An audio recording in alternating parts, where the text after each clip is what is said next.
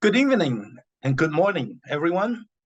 On behalf of the Committee of 100, the U.S. China Education Trust, and APA Justice, welcome to today's webinar on Bridging Nations, People-to-People Exchange in U.S. China Relations. For more than half a century, from ping-pong diplomacy in the 1970s to the many educational, cultural, and business exchanges that followed, the human connections between the American and Chinese people have provided the most enduring bridge between our two countries. Even in times of political tension, these ties have built trust, fostered innovation, and deepened understanding across borders. Today, however, that bridge faces new challenges. Heightened strategic competition and national security concerns have restricted academic collaboration, student exchange, and even family and community networks. These developments directly affect Asian American and Pacific Islander communities. Our personal stories and professional lives often span both nations. Tonight's conversation reminds us that diplomacy is not only conducted by governments, it lives through people. We're honored to be joined by two distinguished public servants whose journeys embody this truth. Ambassador Julia Chen Bloch, the first Asian American U.S. ambassador and founder of U.S CET. And Governor Gary Locke, former U.S. ambassador to China and chair of the Committee of 100. Guiding the discussion will be Professor Jessica Chen Weiss of Johns Hopkins, a leading scholar on U.S. China relations and director of the Institute for America, China, and the Future of Global Affairs. Thank you for joining us this evening to reaffirm the value of dialogue, mutual respect, and shared humanity in bridging nations. And thank you as well for submitting your questions in advance. If you have additional questions, please enter them in the Q&A box. We will address as many as possible at the end of the webinar. The webinar is being recorded and will be posted on the websites and YouTube channels of the Committee of 100, the U.S. China Education Trust, and APA Justice. At the conclusion of the program, you'll be invited to complete a short survey, and we thank you in advance for your feedback. With that, I now turn the floor to Jessica. Thanks so much, Jeremy. I'm really thrilled to be here and deeply fortunate to be joined by two trailblazing public servants whose professional and personal lives span both the United States and China. Ambassador Bloch began her distinguished career in 1964 as a volunteer in Malaysia and rose to become U.S. ambassador to Nepal in 1989. Her public service included presidential appointments at the U.S. Agency for International Development, leadership roles in the Senate and U.S. Information Agency, and fellowships at Harvard. After 25 years in government, Julia entered the private sector in 1993 as Group Executive Vice President at Bank of America. She later served as president and CEO of the U.S.-Japan Foundation. Beginning in 1998, she shifted her focus to China as a visiting professor and academic leader at institutions including Peking University, Fudan University, and the University of Maryland. She is the founding president and executive chair of the U.S. China Education Trust and co-founder of the Organization of Chinese American Women in the Women's Foreign Policy Group. Governor Gary Locke is chair of Committee of 100. In 1996, he made history as the first Asian American governor elected in the continental United States. He later served as the U.S. Secretary of Commerce under President Obama, and in 2011 was appointed U.S. ambassador to China, where he became known for his pragmatic leadership and efforts to engage both Chinese officials and the Chinese public. Born in Seattle, my hometown, to immigrant parents from Guangdong province, Ambassador Locke's life story exemplifies the immigrant experience and the potential of public service to build bridges across cultures, from growing up in public housing to becoming a leading figure in American politics. He brings an unparalleled perspective on governance, diplomacy, and the lived experience of these two different cultures in both public and private life. So I'm really thrilled to be hosting this conversation. I think there's so much of us that we can dive into here. First, I'd like to pose a question to both of you, which is that throughout your respective distinguished careers in public service, you have each found yourself representing both the United States and, in some ways, symbolically also the broader Asian American community. Can each of you reflect on how that dual role has influenced your perspective on U.S. China relations, particularly as Chinese Americans have often found themselves caught up at times in tensions between the two countries? Julia, would you like to start? Sure. Thank you for the question, Jessica. And thank you for being here with Governor Locke and me to launch this series of programs conceived by USET, APA Justice, and C100 to explore how U.S. China relations intersect with domestic politics and civil rights. I can think of no better way to begin than with you both. Between Governor Locke and I, we've broken a few barriers for Asian Americans in government service. Of course, he's done much more than me. But as America's first Asian American ambassador, I realized that I could serve as a bridge between cultures. I also understood that every move I made would reflect not just on me personally, but on the entire community, particularly the women who are still fighting for recognition and belonging. I had broken a barrier, but to keep the door open, there was no room for failure. As I think about it, I should have been quite intimidated, but I wasn't, because luckily, my father prepared me well. From the moment we stepped on shore in San Francisco, our port of entry to America, he made no bones about it. Work harder, aim higher, and do better. You're now in America, and there's no turning back. My father's lesson that American citizenship is earned, not conferred, will shape how I view U.S. China relations. I see Chinese Americans caught in an impassable position, questioned about their loyalty to America, while simultaneously expected to explain or answer for China's actions. I came to realize that it is not enough for Asian Americans to be American.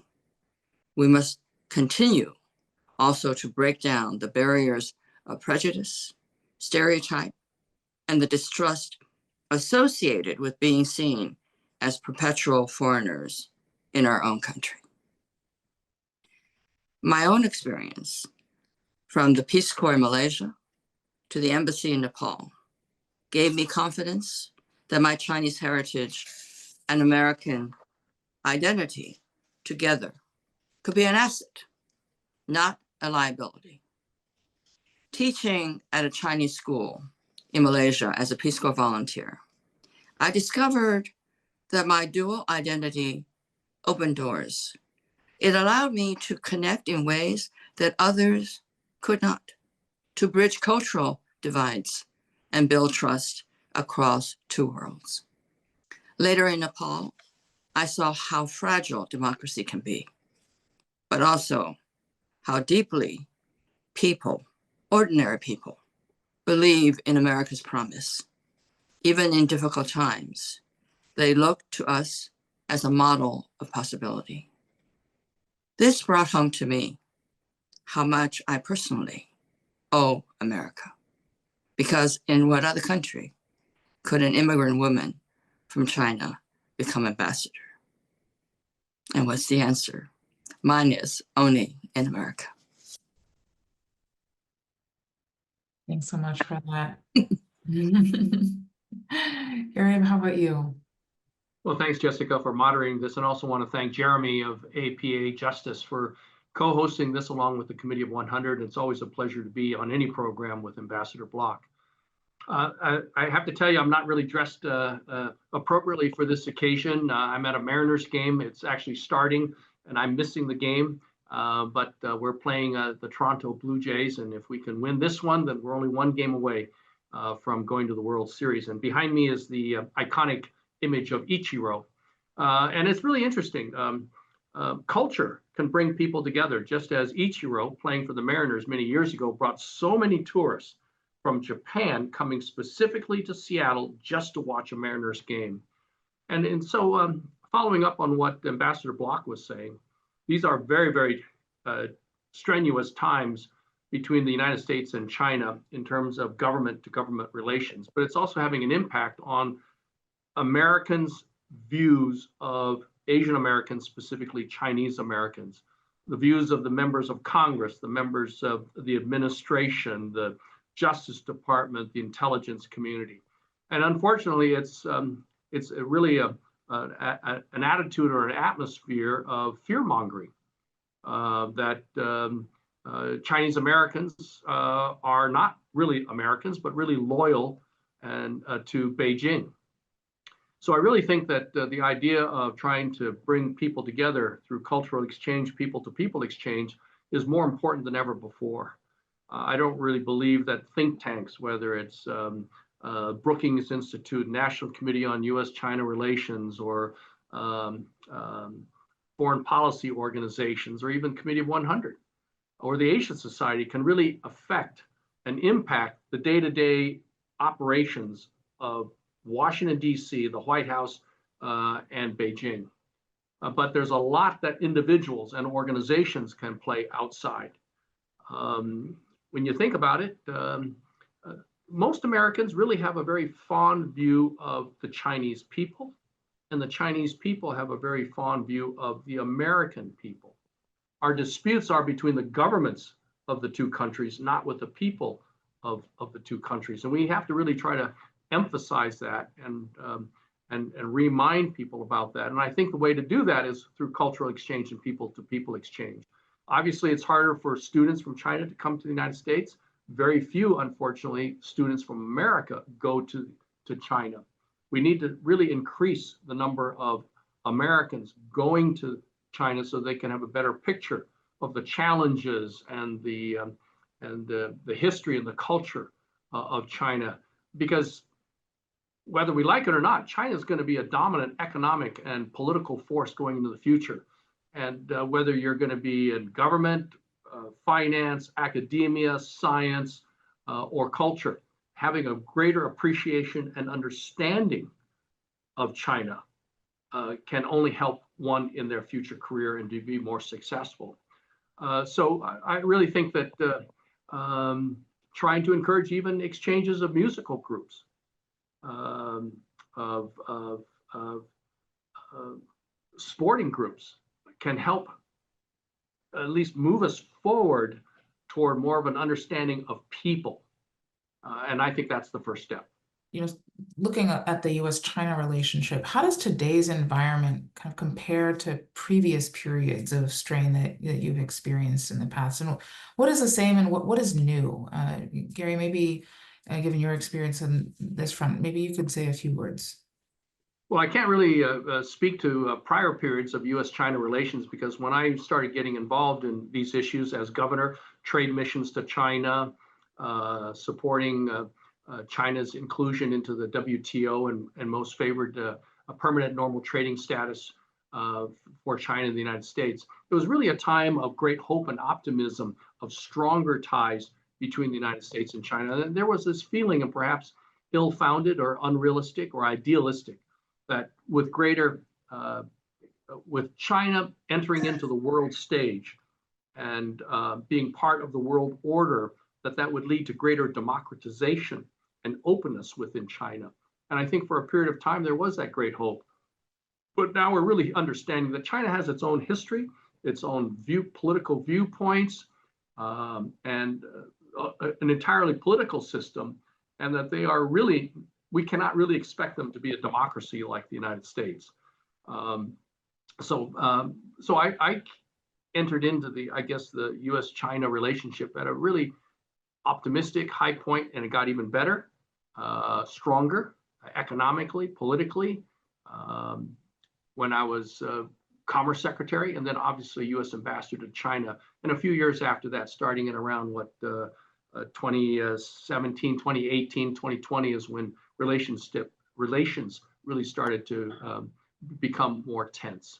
I liken this period of tenseness to the period when the United States and Russia were at great odds during the so-called Cold War. And I just hope that we do not go down that path. I think that tensions will remain, relations will remain tense for the next several years, but let's just hope that they don't continue to deteriorate and that over time they can improve. Jessica, you're going to reveal how old I am. I've witnessed multiple cycles in U.S. China relations, going back to the days when our two countries had no diplomatic ties, through the hope unleashed by President Nixon's historic 1972 visit. I remember that like it was today or yesterday. The shock of Tiananmen, of course, and the optimism of China's opening and reform and its entry into the WTO. But today's environment feels fundamentally different and far more troubling. What's new is the totality of suspicion. Until recently, we could disagree on government policy without demonizing an entire people or civilization. That line has dangerously blurred. Even at the height of the Cold War, we never securitized educational or cultural exchange. On the contrary, the Fulbright program was alive and well. Exchanges thrived as the United States and the Soviet Union sent, I think Gary mentioned this, students, artists, scientists, and musicians across the Iron Curtain. American jazz bands toured Moscow and Leningrad. The Bolshoi Ballet danced in New York. Symphony orchestras, theater troupes, and professors crossed borders at the height of the nuclear standoff. These exchanges didn't erase our differences, but they reminded both sides of our shared humanity. They built understanding in the midst of confrontation. And indeed, I learned to love the ballet after I saw the Bolshoi and Nureyev dance. And to this day, I associate ballet with Russia. Both governments understood that ignorance is dangerous. The ignorance is the foundation of hatred. They kept exchange channels open, not because they trusted each other, but because they knew that shutting them down could lead to miscalculation and even catastrophe. Today, we are dismantling those channels with China while calling it our chief competitor, if not enemy. Closing doors to exchanges and treating practically every contact as suspect. That is not strategic. And it cannot make the US stronger or safer. That's my opinion, but just the opposite. It makes us blind and insular. And we see the consequences here at home in rising anti-Asian hate, in the suspicions cast on Chinese American scientists and students who have done so much to make this country strong. I am myself a product of education exchange, as my father was a Boxer Indemnity scholar who was the first Chinese to graduate from Harvard Law School. By the way, I don't think we would have ever gotten to America had he not been a Boxer scholar. It was his classmates at Harvard who helped us get to America. I've seen how education and cultural exchange can break down barriers that politics builds up. What I worry about in U.S. China relations today is that we're losing something essential: our ability to see each other as people first. If we let fear close our minds and our borders, we risk creating a self-fulfilling prophecy where competition becomes conflict simply because we've constrained or eliminated the forces that allow for anything else. I hope we can stop on this track. Thank you for sharing those profound words. I wanted to draw you both out a little bit further on what exactly is being lost when the ties between our two countries are so strained for the Americans whose families, professional networks, commercial transactions, these span both countries. What is being lost here? What are we missing?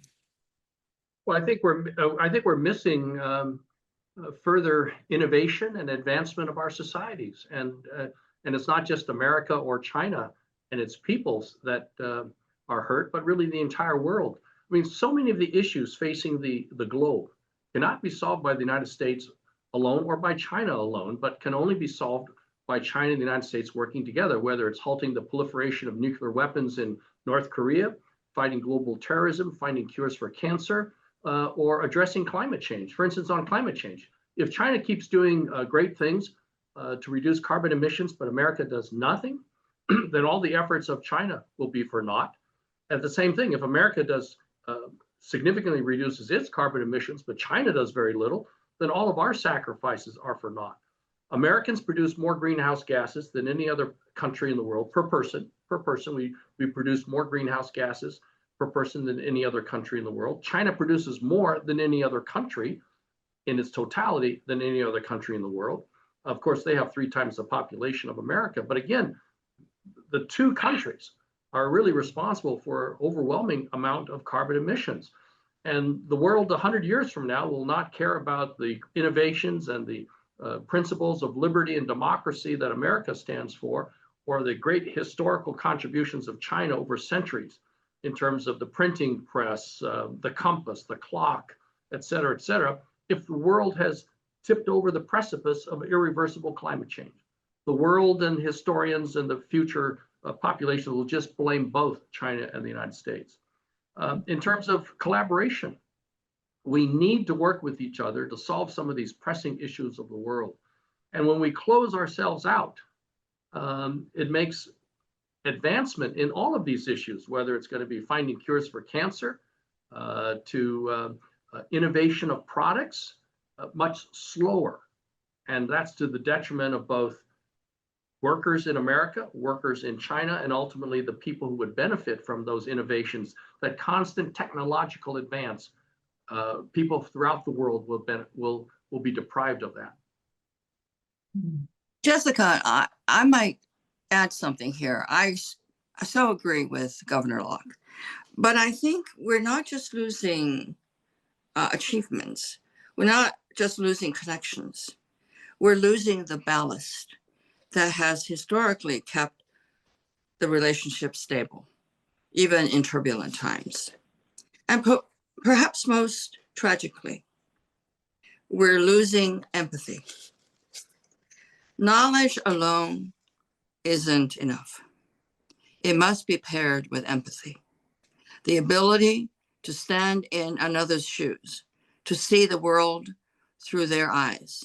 Together, knowledge and empathy create what I call strategic understanding. And I think it's a true national security asset to have that. I learned that lesson as a Peace Corps volunteer in Malaysia. Living and working in a small town taught me that empathy doesn't begin with grand gestures or great achievements. It begins with everyday human contact, sharing a meal, teaching a class, learning another language, listening more than talking. Those experiences shared how I saw the world and how I practiced diplomacy. What we risk losing today is not just programs or expertise, but the lived experiences that instill empathy, humility, and understanding. But we, I think, still know how to rebuild them. And I am hopeful. By reopening classrooms and labs, restoring exchanges, maybe the Fulbright program can come back, and encouraging young people to see the world for themselves. We can renew the human connections that turn what I see as rivalry into respect and competition into coexistence. That's all I want to add. Thank you so much for that. I think one audience member has asked us this question. It has become popular in DC to say something like, love the Chinese people, hate the Chinese Communist Party. Do you find this sentiment helpful, unhelpful, or perhaps nonsensical to bridging the two countries? And I want to share that a recent survey that the Committee of 100 did with researchers at the University of Chicago found that 55% of Americans say that U.S. China relations negatively impact how Chinese Americans are treated. More specifically, 54% say that Trump's messaging on China negatively impacts how Chinese Americans are treated. And the survey findings are actually nearly identical when Asian Americans at large are considered. And so I want to ask you, how do we strike the right balance here between addressing kind of legitimate national security concerns regarding China and protecting the civil rights and liberties and contributions of Chinese Americans and Asian Americans, including scientists, students, scholars, and business professionals? Where do you see the line between addressing legitimate security concerns and what borders on racial profiling? Well, getting back to your question, Jessica, I think it is appropriate and good to say America has disputes with Beijing, the government, the Communist Party leading the People's Republic of China, but we don't have quarrels with the people of China, because I think it's really important that we understand that these issues are government to government. And because by bifurcating people versus government, we therefore need to then focus on the common humanity, as Ambassador Bloch was talking about, of the peoples of America and China. I think it's really important for political leaders, from the members of Congress to governors and mayors, and obviously the White House, to say, yes, we have a concern about national security as it relates to certain aspects of Chinese government actions and policies, but we don't have a quarrel with the people of China. It's important that our political leaders make that type of a distinction and statement. In the absence of that type of differentiating statement, if they just say, oh, China and Chinese people are bad, then of course it's going to create negative impressions and hostility toward Chinese Americans and people of Chinese ethnicity throughout the world. You know, right after the September 11th attack against the United States, President George W. Bush was in office at that time, and he held a cabinet meeting.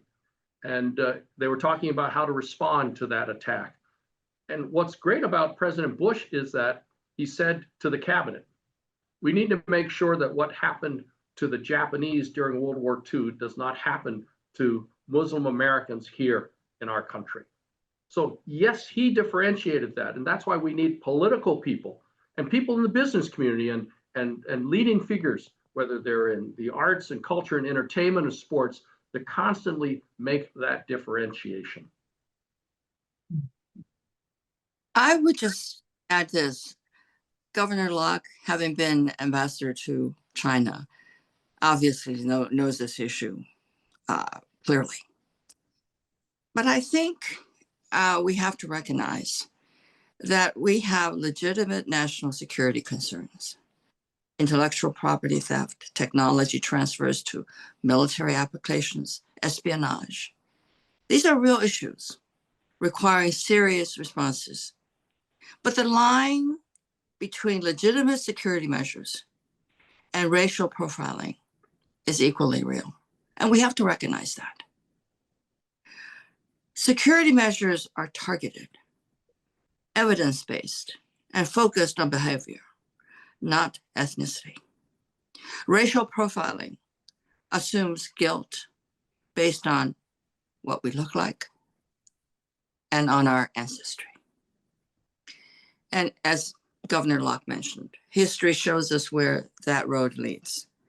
We've been there before. The Chinese Exclusion Act, the internment of Japanese Americans, who can forget that? And more recently, the China Initiative, which cast a huge wide net over Asian American scientists and ruined innocent lives as well as careers. When Chinese American scientists face extra scrutiny for collaborations their white colleagues pursued without question. We've crossed that line. When students are denied visas or interrogated at borders simply because of their Chinese ethnicity, we've crossed that line. From my years in government, I know that effective security is about precision and proportionality. So broad brush approaches don't make us safer. They bury genuine threats under a mountain of false leads, waste limited resources, chasing after innocent people, and drive away the talent that keeps America competitive and strong. I think we must be clear. What are really security measures and what is racial profiling? And language really matters. You mentioned that as well. And again, I repeat, it has been harmful language that led us down the road to McCarthyism, as well as what I mentioned, the China Initiative. Each time, fear and harmful rhetoric trampled our values and weakened our democracy. These were not just moral failures, they were strategic disasters. And we do see echoes of that today. And that is really something that we need all to work on to prevent. And I hope we can do that. Well, just to follow up on what Ambassador Bloch said, we're also seeing that now with the, not only do we have the Chinese Exclusion Act and the Japanese internment, but we also had the alien land laws forbidding Asians from even owning land in the early part. It wasn't much of the 20th century. Much of those laws were not repealed until like 1950s or 1940s. We're now seeing a reincarnation of those alien land laws. Various states have already passed laws that prohibit people of Chinese ancestry, along with other folks from different parts of the world, Iran, North Korea, so forth, from owning even residential or commercial property. Wow.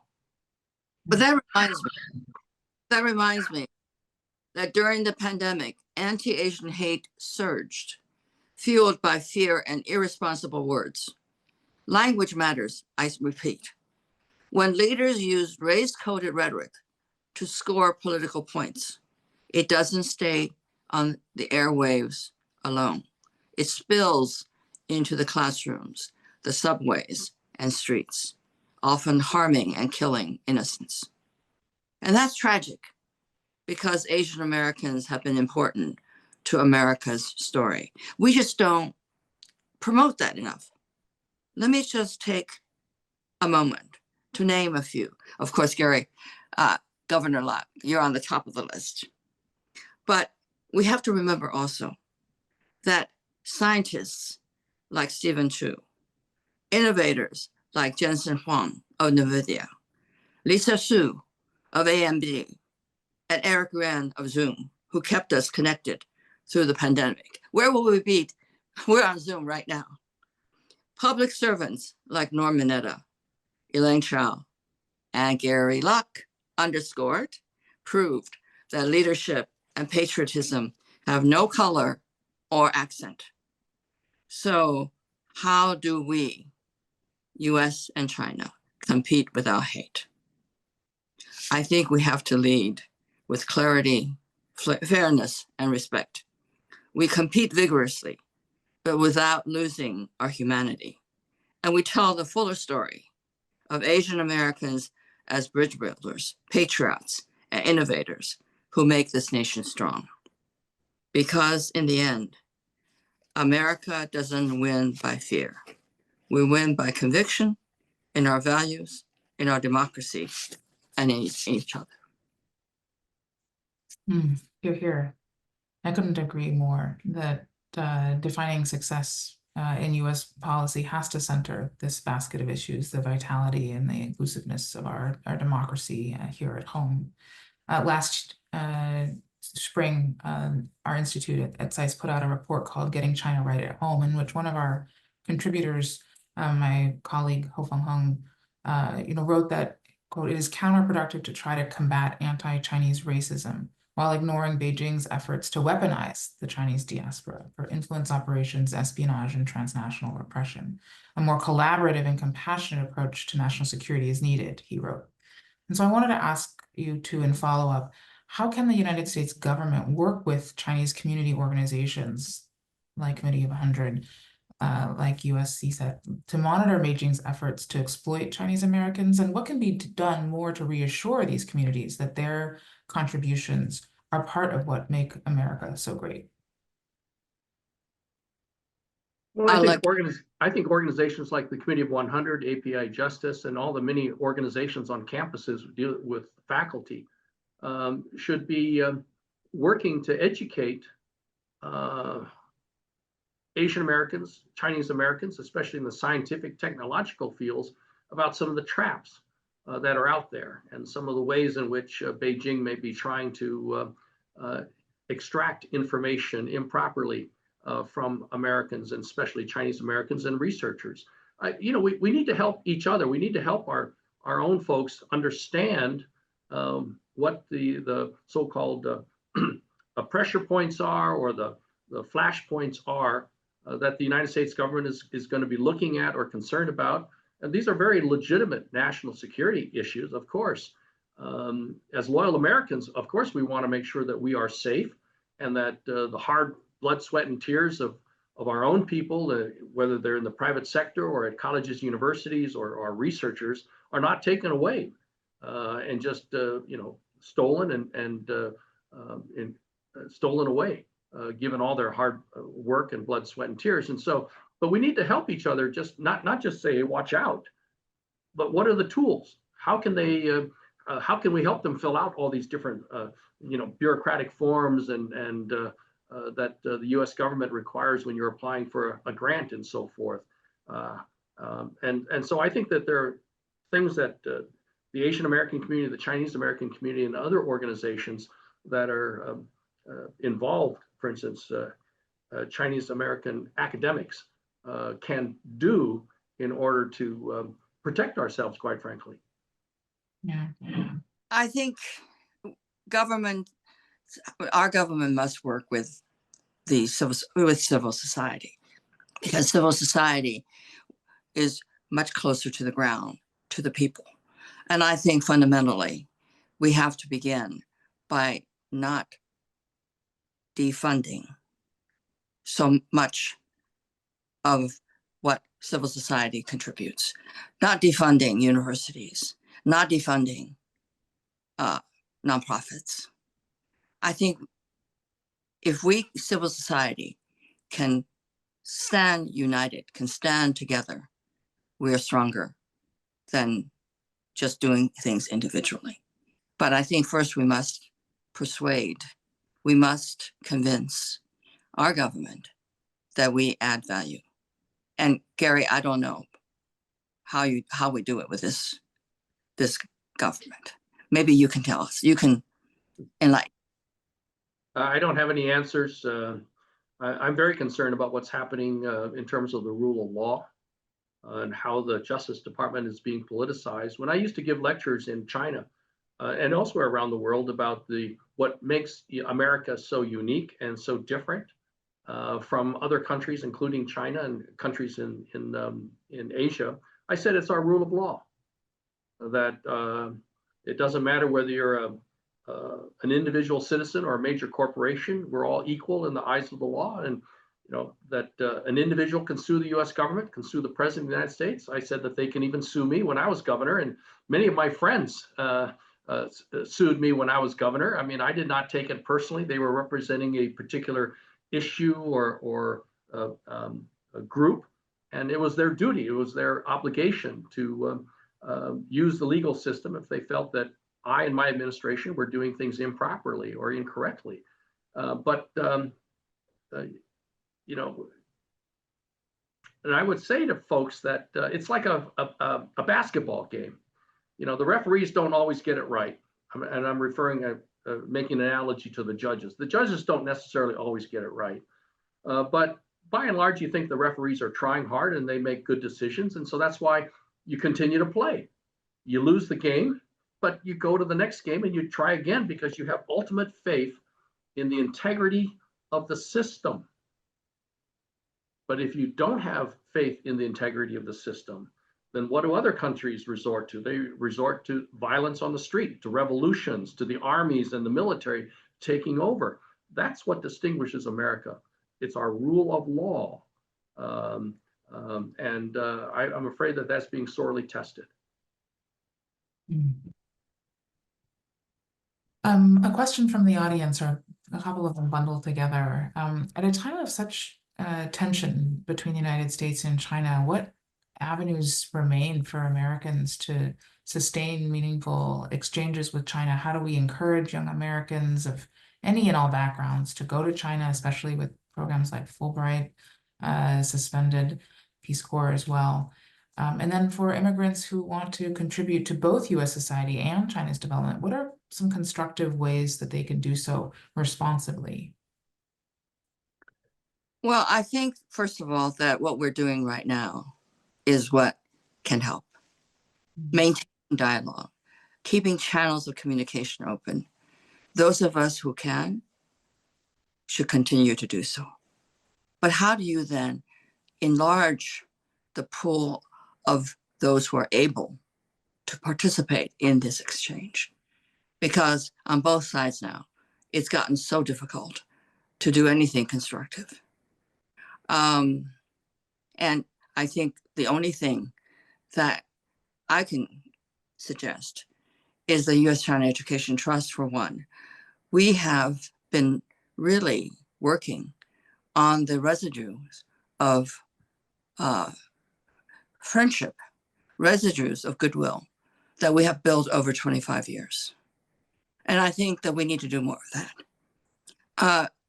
I do think that people-to-people exchange establish goodwill that goes on despite government-to-government disagreements and tensions. So I think Governor Locke said it earlier, we have to do more of that. I think we have to find common ground, seek where there is at least some possibility of working together, like issues that also already mentioned, like climate change, like cultural exchange, I think can still continue. We need to find ways where our mutual interests, because there's still mutual interests, or mutual relationships between Chinese and American peoples. We need to tap the strength, the possibilities that those relationships offer. I think that's the only thing we can do right now, because I think the relationship, the government-to-government relationship, has reached to a point where it's always tit for tat. For example, a question for Governor Locke would be, what will happen if we really impose the 100% tax on China? Well, first of all, I just want to reemphasize what Ambassador Bloch said. We really need to somehow focus on more of the cultural people-to-people exchange and highlighting the contributions of Chinese Americans throughout all of American society. The fact that, Chinese Americans, including my father, served in World War II, was part of the Normandy invasion. And we have so many distinguished Chinese Americans who have given their blood, sweat, and tears, not only in the military, but in science and technology, Nobel Prize winners, distinguished academics and leaders in business and industry and academia. We need to emphasize the incredible accomplishments and the loyalty of Chinese Americans in this country. The second thing is no one benefits from a trade war. The cost of goods will go up, and that impacts both the consumer, but also the workers of both countries. So much of what America makes and produces is highly desired and held in high prestige around the world. If we impose huge tariffs, which are a tax paid for by the consumer, it's not a tariff is not a tax paid for by the Chinese government.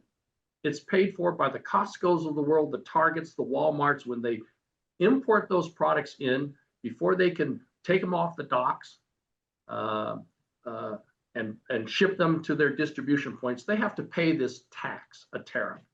Well, if Costco and Target and Walmart have to pay a tax of 100%, so if the item costs Costco $50 wholesale, and they now have to pay $100 for it, you know darn well that they're going to pass that on to the consumer. And so the American people will suffer. At the same time, fewer products are shipped and sold to America, which means fewer jobs for the Chinese people. China will retaliate and put huge tariffs on American goods going to China, which means fewer American products being sold to China. And if you sell fewer things, American companies don't need as many workers to produce those things. So it means job losses in the United States. And we're already seeing that, for instance, with farmers. The Chinese have stopped buying soybeans grown in America. They're buying it from Brazil instead. And so a lot of the American farmers are on the verge of bankruptcy, and the list goes on and on. The fact is that no country makes everything that it needs. And so, whether it's avocados or kiwi and so forth. So America makes oftentimes more than it needs, more than it can consume. So therefore, we want to find other countries and people to buy our products. Well, if we expect others to buy our things, we've got to be willing to buy things from them as well. So, this world trading system, it has some flaws, it has some defects, it has some shortcomings, and those can be shored up and remedied with, trade agreements and so forth. But to cut off all trade between each other would be devastating for the people of both countries and ultimately around the world. Mm-hmm. Another question here from the audience. Is there a way for this sort of U.S.-China tension to continue, as many predict it will, for the ensuing decades, without the Chinese diaspora, Chinese Americans suffering in turn? I mean, I think that the pressures here are great, and this may just be the beginning. And so I guess, what advice would you have for those in the community seeking to both, thrive and survive this period, but also to contribute constructively to reducing tension where possible and promoting cooperation where it is? Well, let me just jump in first, and I'm sure Ambassador Bloch has more comments about this, but we have very tense relations with Russia. We have very tense relations with other parts of the world, but we don't stigmatize the people of those countries. And maybe it's because, as Ambassador Bloch says, we are the perpetual foreigner. I mean, with our black hair, except mine is gray right now. And, we're always, visually different from Caucasian groups. I mean, the Irish, when they came to the United States, faced a lot of discrimination. Polish, the Jews, Russians, and so many other groups. But they assimilated, and you can't really tell a German versus a French or a Swiss or a Norwegian, really. But Asian Americans, whether we're Korean, Japanese, Vietnamese, or Chinese, or Indian, and along with African Americans, we're always more physically distinguishable. And so maybe that sets us apart, which is unfair, obviously unfair, but it puts a burden on us. I really think that political participation and political involvement has to be part of the solution. We need more people, Asian Americans, Chinese Americans, at the table setting the policies that affect all of us. And so when we are more commonplace in the state legislatures, in the city halls, in the school boards, in the Congress, in the governorships around the country, I think that helps elevate and perhaps will help differentiate between people of Asian American, Chinese ancestry versus the government of Beijing. Asian Americans need to more vigorously participate in the political process. But let me try to answer this question both as a Chinese American and as the first Asian American ambassador. Because this question, the heart of your question, breaks my heart. How would you feel, those in the audience who are not Asian Americans, if you are viewed with suspicion and hostility in the country you call home? How would you feel? Chinese and Asian Americans have that feeling all the time. None of us, how prominent or how lowly, can escape that. Being seen as a potential threat because of one's ethnicity is a deep violation of trust. And it's not just Asian Americans who suffer this. We've already talked about the Japanese Americans, something that we swore would never happen again. Yet here we are, once again asked to prove our loyalty. And Gary, I really do believe that is because we are still viewed perennially as perpetual foreigners. We can take practical steps to protect ourselves, know our rights, document our work, use our voice to speak up when discrimination occurs, and support organizations that stand up for our rights. Yes, support them with money. Like APA Justice, Asian Americans Advancing Justice, and the Asian American Scholars Forum. We also need to vote, Gary, as you said. Speak out and stand together. Asian American participation in the political process is unfortunately diluted because Asian Americans are not united. If we unite, there will be greater strength and greater impact. But let's be clear. We should not have to prove our loyalty more than anyone else or choose between our heritage and our country. My own life is proof that America at its best can embrace both. I came here as a child of immigrants, and this nation gave me the chance to be an ambassador. That's the promise of America, the America that we know, that we must defend. So yes, I think that we can take steps to at least try to protect ourselves. But the greater task is to change the environment that makes that necessary. How we do that, I think it's above my pay grade. Because when any of us are treated as foreigners in our own country, we all lose a piece of what makes America strong and worthy of our loyalty. And if I could just follow up on what Ambassador Bloch said, it's not only that we need to support our own organizations that will try to address some of the challenges facing the Asian American community, Chinese American community, whether it's APA Justice, Committee of 100 and others, but we also need to support and form collaborations with other civil rights groups. Absolutely. We need, all of us concerned about civil rights and civil liberties need to support each other, because we can't expect that the Asian American groups can do it on their own. We need allies. And so we need to support their efforts in fighting discrimination and injustice if we want them to also help us in our times of need. Last question for both of you. What is the greatest challenge facing Chinese Americans today in the United States? And what is one strategy you would recommend to address it?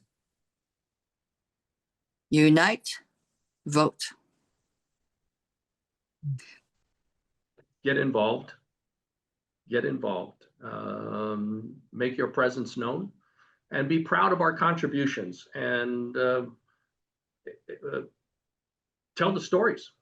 Let the story be told of our success and our contributions, our blood, sweat, and tears. You know, we have given our blood, sweat, and tears for the prosperity of this country. We deserve and have an obligation, a responsibility to be at the table, setting the policies that affect us all. So in this time of stress, we cannot shy away. In fact, we have to engage more than ever before. And that means, as Ambassador Bloch said, register to vote, vote, be involved. And, you know, for some of us, I would encourage, we would encourage you to run for office. It doesn't have to be a huge office. School board. You know, in many cases, the school board setting the education policies in our communities is perhaps the most important position there is, affecting the young people of our country, not only our young people, but all the other people in the community whose values and perceptions are being shaped at an early age. I would add, believe in yourself, believe in ourselves, and be confident, and tell the stories of those who have achieved so much for America, for no other country but America. Do more of what we're doing now, talking, sharing, and promoting ourselves. Asian Americans find it difficult to do that. I know, but we must tell our stories because no one else will. Thank you both. I don't recall the last time I felt inspired by a Zoom webinar, but you two, really, it's been such a privilege to share this time with you. Thank you both for all that you have done to contribute to our great country, and for your inspiring example and words of encouragement. They mean so much at this time. Rosie, over to you. Well, thank you, Jessica, as well. Really appreciate all you're doing. Yes, thank you. Thank you, Jessica. Well, let me just join in the thanks and extend on behalf of the organizers and the audience who I was just a member of a few minutes ago, just nodding along in agreement to so much of what was being said. So please join me in the audience in thanking Governor Gary Locke, Ambassador Julia Chang Bloch, and Professor Jessica Chen Weiss for a really inspiring and powerful discussion. We were really happy to hear it. So we're delighted to see so many of the folks online stay for the length of this webinar, and we really hope you'll join us for the next one. So as we stated at the top, this is the first in a three-part series between these organizations focused on this question of the impact of U.S. China relations on the AAPI community here in the United States. And the topic for our next event in the series is the Global Competition for Talent and International Students. And we'll be holding that discussion in mid-January, and we really hope to see so many of those who joined us today online for the next event. So to stay in the loop, to hear about that event and other events coming up from these organizations, we hope you'll follow us on social media, sign up for email news alerts, and we can see you back here. And just as a reminder, as we plan for that webinar and our upcoming programs, we ask that you complete the post-webinar survey and give us your feedback. We'd love to hear what topics and programs that you find interesting, so we can continue to develop our programs with your feedback in mind. And very lastly, we ask if you enjoyed this program that you consider donating to one of our organizations, and you should find QR codes on the screen to be able to direct that to the organizations who are involved in organizing. So with that in mind, this webinar is recorded and will be posted online afterwards. We thank all of you who stayed on and joined us live early in the morning or late at night, wherever you are. And we hope to see you online for the next one. So thank you so much.